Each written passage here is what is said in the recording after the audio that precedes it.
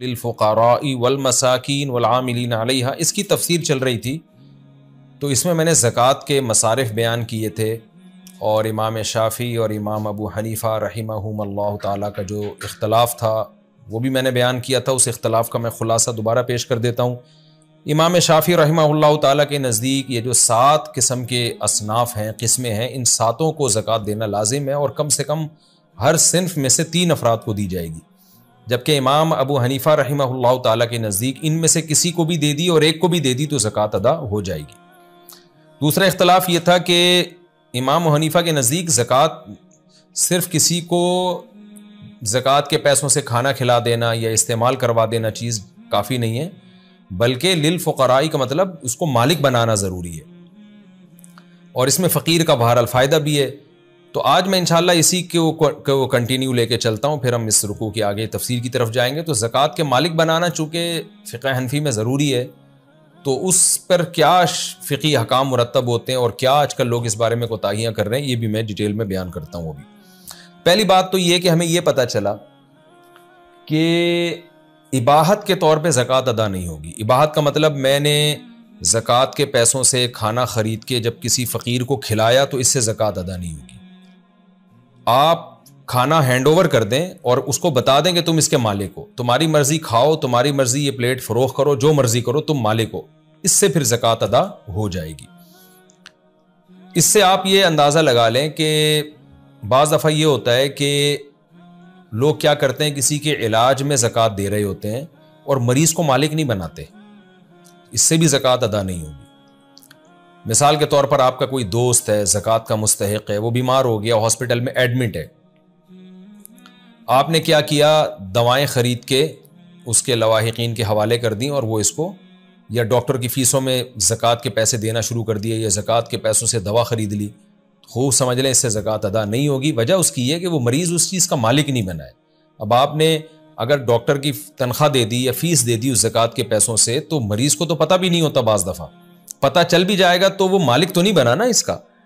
یا آپ نے اس کو دوائیں دے دی، مالک تو نہیں بنایا، وہ دوائیں پی رہا ہے، استعمال کر رہا ہے، لیکن مالک نہیں بنا۔ تو اس لیے اس کا طریقہ یہ ہے، اس کو یعنی میں آپ کو ایسا طریقہ بتا رہا ہوں جس سے اس کا علاج بھی ہو جائے اور زکوٰۃ بھی ادا ہو جائے۔ وہ طریقہ یہ ہے کہ آپ پیشنٹ کو یہ اطلاع دے دیں کہ میں تمہیں کچھ پیسے دینا چاہتا ہوں، تم مجھے پرمیشن دے دو کہ تمہارے علاج میں جب چاہوں جہاں چاہوں خرچ کروں، یعنی جس کو چاہوں دے دوں میں، یعنی مجھے یہ پرمیشن دو کہ میں ڈاکٹر کو بھی دے سکتا ہوں، اور جتنی میں دوائیں خرید کے تمہیں دوں گا تو وہ تم اس کے مالک ہوگے۔ یہ پیشنٹ کو کسی طرح آپ اطلاع دلوا دیں، تو پھر کیا ہوگا کہ آپ ڈاکٹر کی فیس میں جو پیسے ادا کریں گے وہ زکوٰۃ سے دینا جائز ہوگا۔ وجہ اس کی یہ ہے کہ حقیقت میں آپ وہ مریض کو دے رہے ہیں، لیکن مریض کو شریعت نے اجازت دی ہے کہ خود قبضہ کرے یا اس کی طرف سے کوئی نمائندہ قبضہ کر لے، تو وہ مریض ہی کا قبضہ کہلاتا ہے۔ اس کی مثال ایسے ہے، میں زکوٰۃ دینا چاہتا ہوں وسیم کو یا زید کو۔ زید نے کہا کہ بھائی میں ابھی موجود نہیں ہوں، تو میری طرف سے تم بکر کو دے دو، بکر کو میں بھیج رہا ہوں تمہارے پاس، بکر میرا نمائندہ بن کے آ رہا ہے، بکر کو پکڑا دو۔ تو جیسے ہی میں بکر کو پکڑاؤں گا زکوٰۃ ادا ہو جائے گی۔ وجہ اس کی یہ ہے کہ وکیل کا قبضہ موکل کا قبضہ کہلاتا ہے۔ یعنی اور آسان کر کے سمجھا دیتا ہوں، آپ نے کسی کا قرضہ ادا کرنا تھا، زید کا آپ کے اوپر 1 لاکھ روپے قرضہ تھا، آپ نے زید کو 1 لاکھ روپے قرضہ دینا تھا، تو زید کہتا ہے یار ایسا کرو، میری طرف سے نا یہ فلاں کو دے دو، بکر کو دے دو یہ پیسے، میں نے اس کے پیسے دینے تھے، میرے اوپر اس کا 1 لاکھ روپے قرضہ تھا، تو آپ نے جو مجھے 1 لاکھ روپے دینے یہ بکر کو دے دو آپ۔ تو اب بکر کیا ہوگا، یہ زید کا نمائندہ بن جائے گا، وکیل بن جائے گا، تو بکر کو دینا زید ہی کو دینا کہلائے گا۔ پھر بے شک آگے وہ بکر زید کو دے یا نہ دے، یہ اس کا ہیڈک ہے۔ تو وکیل کا قبضہ یہ موکل کا قبضہ کہلاتا ہے۔ لیکن انسان کسی کا وکیل جب بنتا ہے جب اس کے موکل نے اس کو وکیل بنایا ہو۔ پہلے پیسے دے دیے بعد میں وکیل بنا دیا، اس سے نہیں ہوتا ادا۔ مثال کے طور پر آپ نے بکر کو پیسے دے دیے زکوٰۃ کے، نیت آپ کی ہے کہ میں زید کو دوں، اور زید نے بکر کو وکیل بنایا نہیں ہے، تو اس سے زکوٰۃ ادا نہیں ہوگی۔ تو اب یہی مسئلہ ہے کہ اگر آپ نے پیشنٹ کو بتائے بغیر ڈاکٹر کی فیس میں زکوٰۃ کے پیسے پہلے دے دیے اور پیشنٹ کو بعد میں بتایا تو اس سے زکوٰۃ ادا نہیں ہوگی، کیونکہ وہ ڈاکٹر پیشنٹ کا وکیل بنا ہی نہیں تھا، اس کا نمائندہ بنا ہی نہیں تھا۔ تو آپ پیشنٹ کو کسی طرح یہ اطلاع دلوا دیں کہ بھائی میں تمہیں کچھ پیسے دینا چاہتا ہوں، یہ بھی بتانا ضروری نہیں ہے کہ میں زکوٰۃ دینا چاہتا ہوں۔ جب آپ کسی کو زکوٰۃ دیتے ہیں تو شریعت میں دل میں نیت کافی ہے، زبان سے یہ کہنا کہ میں تمہیں زکوٰۃ دینا چاہتا ہوں یہ زبان سے کہنا ضروری نہیں ہے، دل میں نیت کریں، زبان سے بے شک گفٹ کا نام دے دیں آپ اس کو، تو دل میں آپ یہ نیت کریں کہ زید بیمار ہے، اس کے علاج کی فیسوں پہ بہت پیسہ خرچ ہو رہا ہے اور وہ زکوٰۃ کا مستحق بھی ہے، تو میں ڈاکٹر کی فیس میں زکوٰۃ کے پیسے دینا چاہتا ہوں۔ تو آپ زید کو کال کر کے یا اس سے مل کے کہیں کہ بھائی تم ایسا کرو کہ میں جو ہوں تمہاری طرف سے کچھ پیسے ڈاکٹر کو دینا چاہتا ہوں اور یہ میری طرف سے گفٹ ہوگا۔ تو زید کہتے کہ ٹھیک ہے میری طرف سے اجازت ہے، تو اس کے بعد آپ ڈاکٹر کی فیس جتنی بھی دیتے رہیں گے زکوٰۃ کی نیت سے، وہ زکوٰۃ ادا ہوتی رہے گی، کیونکہ چاہے وہ ڈاکٹر مالدار ہی کیوں نہ ہو، کیونکہ یہ ڈاکٹر کا قبضہ اصل میں اس پیشنٹ ہی کا قبضہ کہلائے گا، کیونکہ زید نے اس کو وکیل بنا دیا۔ تو اس طرح دواؤں میں بھی ہو سکتا ہے، اب بار بار دواؤں میں مالک بنانا مشکل ہوتا ہے، تو آپ پیشنٹ کو یہ کہہ سکتے ہیں کہ بھائی تم اپنی طرف سے کسی کو نمائندہ بنا دو، میں تمہارے علاج پہ پیسے خرچ کرنا چاہتا ہوں، تو میں اس کو پیسے دیتا رہوں گا اور وہ حسب ضرورت تمہارا علاج کرتا رہے گا، چاہے وہ ڈاکٹر کی فیس میں دینا ہو یا کوئی ٹیسٹ کروانا ہو یا دوائیں لانی ہو، تو وہ میں سب یعنی تمہیں پیسے دینا چاہتا ہوں، تو اب تم سے میرا رابطہ مشکل ہوتا ہے تو تم اپنی طرف سے کسی کو نامزد کر دو۔ تو زید فار ایگزامپل بیمار پڑا ہے تو وہ کسی کو بھی نامزد کر دے، ٹھیک ہے بھائی یہ صاحب ہیں، یہ میرے جاننے والے ہیں، تو جو پیسے آپ مجھے دینا چاہتے ہیں ان کو دے دیں، تو آپ جیسے ہی اس کو دیں گے قبضہ ہو جائے گا اور زکوٰۃ ادا ہو جائے گی، پھر وہ اس سے ٹیسٹ کروائے اس کے، یا ڈاکٹر کی فیس ادا کرے، یا اس سے جو ہے وہ دوائیں لے کر آئے، آپریشن کروائے، کچھ بھی کرے گا، جیسے جیسے آپ وکیل کو پیسے دیتے رہیں گے وہ زکوٰۃ ادا ہوتی رہے گی۔ تو یہ وکالت پہلے سے ضروری ہے۔ مدارس میں بھی ایسا ہی ہوتا ہے، پہلے بہت سے مدرسوں میں بے احتیاطی ہو جایا کرتی تھی، کسی نے زکوٰۃ لا کے مدرسے میں دے دی اور مدرسے کے محتمم نے اس سے طلبہ کو کھانا کھلا دیا، تو زکوٰۃ ادا نہیں ہوگی، بے شک غریب طلبہ کو کھانا کھلایا ہو، وجہ اس کی یہ کہ کھانا کھلانے سے زکوٰۃ ادا نہیں ہوتی، کھانے کا مالک بنانے سے ہوتی ہے۔ تو مدارس میں طلبہ کو کھانے کا مالک تو نہیں بنایا جاتا، وہ تو دسترخوان لگا دیا بھائی آ کے کھا لو، تو وہاں بھی یہ وکالت ضروری ہے۔ وکالت کا مطلب یہ ہے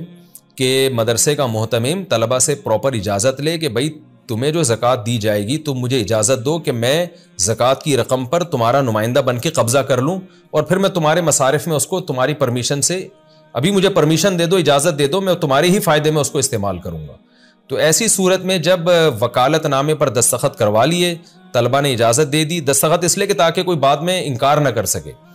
تو بعض مدارس میں ایسا ہوتا ہے کہ وہ طلبہ سے اجازت لے لیتے ہیں محتمم یا مدارس کے جو انتظامیہ ہیں کہ آپ کو جو زکوٰۃ کے جو لوگ ڈائریکٹ پیسے دیں گے آپ ہمیں پرمیشن دے دیں کہ ہم آپ کی طرف سے قبضہ کر لیں، پھر ہم اور دوسری پرمیشن یہ بھی دے دیں کہ پھر ہم آپ ہی کے مفاد میں اس کو استعمال کریں گے، لیکن جہاں بہتر سمجھیں گے ہمیں استعمال کی آپ اجازت دے دیں۔ پھر محتمم اس طرح سے جب طلبہ سے وکیل بن جائے پھر وہ پیسے وصول کرے گا تو زکوٰۃ ادا ہو جائے گی، پھر وہ طلبہ ہی کے مفاد میں اس کو استعمال کر سکتا ہے، ان کے علاج میں بھی، پھر کھانا بھی کھلا سکتا ہے کیونکہ طلبہ نے اس کو پرمیشن دی ہے، لیکن یہ ضروری ہے کہ طلبہ ہی کے مفاد میں استعمال ہو، پھر یہ خیانت کرنا کہ اس کو کسی اور جگہ استعمال کر لینا یہ حرام ہے۔ تو خلاصہ کیا نکلا کہ زکوٰۃ میں مالک بنانا ضروری ہے، چاہے اصل غریب کو مالک بنائیں یا اس کے کسی نمائندے کو مالک بنائیں، لیکن وہ نمائندہ اس کی طرف سے نامزد ہو، نمائندے کو دے دیں گے پھر نمائندہ اس کی مرضی سے جہاں چاہے استعمال کرے۔ اس سے ایک اور مسئلہ بھی حل ہو گیا، بہت سے لوگ ہم سے مسئلہ پوچھتے ہیں کہ جی ہم کسی غریب بچے کو زکوٰۃ کے پیسوں سے تعلیم دلوانا چاہتے ہیں، تو یہاں بھی خوب سمجھ لیں، اگر ڈائریکٹ آپ نے غریب بچے کے ٹیچر کو فیس میں پیسے دینا شروع کر دیے تو زکوٰۃ ادا نہیں ہوگی، تو اس کا طریقہ بھی یہی ہے کہ آپ اس غریب سے پہلے پرمیشن لیں، آپ کہیں کہ بیٹا میں تمہیں کچھ پیسے دینا چاہتا ہوں لیکن میں نے تمہارے ہاتھ میں پکڑا دی ہے، تم پان گھٹکے میں نہ اڑا دو کہیں، میں چاہتا ہوں میں تمہاری تعلیم پہ خرچ کرنا چاہتا ہوں، اس کو یہ نہ بتایا میں زکوٰۃ دے رہا ہوں، بس میں تمہیں ایجوکیشن دلوانا چاہتا ہوں، تو تم مجھے اجازت دے دو کہ میں تمہاری طرف سے کسی ٹیچر، تمہارے ٹیچر کو کی فیس میں دے دیا کروں یا تمہیں کتابیں لے کے دے دیا کروں، یا تم اپنا نمائندہ کسی کو بنا دو، مثال کے طور پر اپنے والد کو نمائندہ بنا دو کہ وہ تمہاری طرف سے پیسوں پہ قبضہ کر لیا کریں اور تمہاری تعلیم میں جیسے چاہیں استعمال کریں۔ تو وہ لڑکا جب اپنے باپ کو وکیل بنا دے گا تو جیسے ہی باپ کو آپ پیسے دیں گے تو وہ زکوٰۃ ادا ہو جائے گی. یوں ہی سمجھا جائے گا جیسے اس غریب بیٹے نے ہی قبضہ کر لیا ہے. لیکن پھر باپ پابند ہوگا کہ اس کی ایجوکیشن ہی میں استعمال کرے, کیونکہ دینے والے نے ایجوکیشن کے لیے دیے ہیں پیسے, وہ پھر خیانت ہو جائے گی. تو بچہ مالک بن جائے گا اس رقم کا, تو اور وہ وکیل بن جائے گا باپ اس کا. ہاں اگر بچہ نابالغ ہے اور اس کو آپ زکوٰۃ دینا چاہتے ہیں تو باپ خود بخود آٹومیٹیکلی شریعت میں اس کا نمائندہ ہوتا ہے. یعنی ایک نابالغ بچے کی ایجوکیشن پہ یا علاج پہ آپ پیسہ خرچ کر رہے ہیں تو پھر بچے کے قبضے میں دینا ضروری نہیں ہے. پھر جو بچے کا باپ ہے وہ آٹومیٹیکلی اس کا وکیل ہے, چاہے بچہ اس کو وکیل نہ بھی بنائے, تو باپ کے قبضے میں دینے سے بچے ہی کا قبضہ کہلائے گا. اگر بچہ نابالغ ہے تو خوب سمجھ لیں, پھر بچے باپ کو دے دیا تو وہ بچے کا قبضہ کہلائے گا. لیکن خوب سمجھ لیں جس کا باپ مالدار ہو تو ایسے نابالغ بچے کو زکوٰۃ لگتی نہیں ہے. پھر یہ ضروری ہے کہ اس بچے کا باپ بھی غریب ہو تو ایسے نابالغ بچے کو زکوٰۃ دی جا سکتی ہے. اگر بچے کا باپ مالدار ہے اور بچہ نابالغ ہے تو نابالغ بچہ باپ ہی کا تابع ہوتا ہے. وہ باپ مالدار ہے تو بچہ مالدار سمجھا جائے گا, باپ غریب ہے تو بچہ غریب سمجھا جائے گا. تو یہ خلاصہ یہ نکلا کہ مالک بنانا ضروری ہے, اور ملکیت میں یہ ضروری نہیں ہے کہ عین اس فقیر کے ہاتھ میں دیں, بلکہ اس کے کسی نمائندے کے ہاتھ میں بھی رقم دی جا سکتی ہے. لیکن نمائندہ اس کو پہلے سے بنانا پڑے گا, اور نابالغ بچہ یا بچی اس کا جو باپ ہے وہ آٹومیٹیکلی اس کا نمائندہ ہوتا ہے پہلے سے شریعت کی نظر میں. یہ مسئلہ بھی یہاں بیان ہو گیا. ایک اور مسئلہ کہ زکوٰۃ کی رقم کسی کی اجرت میں نہیں دی جا سکتی. مثال کے طور پر آپ کے ٹیچر غریب ہیں, آپ ان سے انگلش پڑھ رہے ہیں یا قرآن پڑھ رہے ہیں یا کچھ بھی پڑھ رہے ہیں, تو آپ نے کیا کیا, جو فیس ان کو منتھلی دینی ہے اس میں آپ زکوٰۃ کی نیت کر لیں. ایسا نہیں ہے, کیونکہ وہ فیس تو آپ پر پہلے سے ہی ویسے ہی واجب ہو چکی ہے, اس لیے زکوٰۃ فیس کے علاوہ دی جائے گی. جو فیس آپ پر لازم ہے وہ تو ویسے ہی اس کا حق ہے نا, اس میں زکوٰۃ کی نیت نہیں ہو سکتی. اسی طرح مسجد کا امام ہے, کمیٹی کی طرف سے امام کی ایک تنخواہ متعین ہو چکی ہے. اب کمیٹی یہ نیت کر لے کہ ہم زکوٰۃ میں سے اس کی تنخواہ دیں گے, یہ بھی حرام ہے, ناجائز ہے, اس سے زکوٰۃ ادا نہیں ہوگی. کیونکہ جب امام سے ایگریمنٹ ہو گیا کہ آپ کو منتھلی تنخواہ دی جائے گی تو وہ تنخواہ تو اس کا حق ہے نا, زکوٰۃ تو حق کے علاوہ چیز ہوتی ہے. تو وہ ہاں تنخواہ سے ہٹ کے اگر آپ کوئی امام کے ساتھ زکوٰۃ میں تعاون کرنا چاہیں تو الگ بات ہے. تو جو بھی تنخواہ ہوتی ہے اس کو زکوٰۃ میں سے مائنس نہیں کیا جا سکتا, یہ بھی خوب سمجھ لیں. ہاں وہ جو میں نے ابھی ڈیٹیل بیان کی کہ کسی کو وکیل بنا دیا اور وکیل کو زکوٰۃ دے دی, پھر وہ جو چاہے تنخواہ میں بھی دے دے اس کو, لیکن ڈائریکٹ کسی کی تنخواہ میں وہ تنخواہ جو ویسے ہی لازم تھی آپ کے اوپر اس میں زکوٰۃ نہیں دی جا سکتی. اسی طرح فیکٹری کے جو ملازمین ہیں, بعض سیٹھ لوگ یہ کرتے ہیں ان ملازمین کو تنخواہ دے رہے ہوتے ہیں, اس میں زکوٰۃ کی نیت کر رہے ہوتے ہیں, یہ بھی ناجائز ہے, اس سے زکوٰۃ ادا نہیں ہوگی. ظاہر ہے اس کی تنخواہ تو ان کو کام کے بدلے میں دی جا رہی ہے نا وہ تنخواہ, تو تنخواہ الگ سے دیں اور زکوٰۃ پھر الگ سے دیں. بعض فیکٹریوں میں یہ رواج ہے بونس دینے کا, تو بونس میں زکوٰۃ کی نیت کر لیتے ہیں کہ جی عید پہ کے موقع پر ہم ایک